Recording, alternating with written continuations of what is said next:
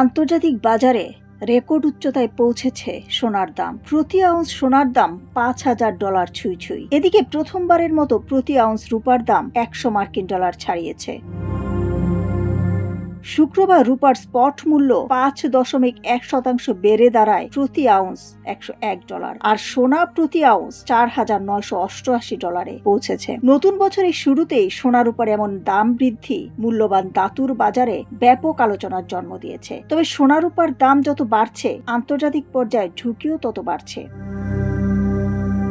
বিশ্লেষকেরা বলছেন, খুচরা বিনিয়োগকারী এবং গতি নির্ভর কেনাকাটার চাপের পাশাপাশি ভৌত বাজারে দীর্ঘদিনের সরবরাহ ঘাটতির কারণেই রূপার দামে এই অস্বাভাবিক বৃদ্ধি দেখা যাচ্ছে। গহনা, ইলেকট্রনিক্স এবং সৌর প্যানেল তৈরিতে ব্যবহৃত এই মূল্যবান ধাতুটির বিনিয়োগ মাধ্যম হিসেবেও ব্যাপক চাহিদা পাচ্ছে।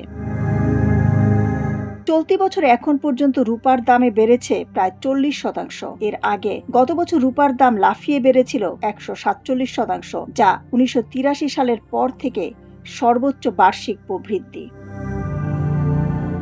ব্যাংক অব আমেরিকার কৌশলবিদ মাইকেল উইজমারের মতে, মৌলিকভাবে ন্যায্য রূপার দাম হওয়া উচিত প্রায় $60। তার কথায়, সৌর প্যানেল উৎপাদনকারীদের চাহিদা সম্ভবত গত বছরের চূড়ায় পৌঁছেছে এবং অতিরিক্ত দামের কারণে সামগ্রিক শিল্প চাহিদাও চাপের মুখে পড়ছে। গত 14 বছরে প্রথমবারের মতো মাত্র 50 আউন্স রূপা দিয়ে 1 আউন্স সোনা কেনা সম্ভব হচ্ছে। গত এপ্রিলে এই অনুপাত ছিল 105 আউন্স। তবে অনেকের মতে রূপার এমন অতিরিক্ত ভালো পারফরম্যান্স টেকসই নাও হতে পারে।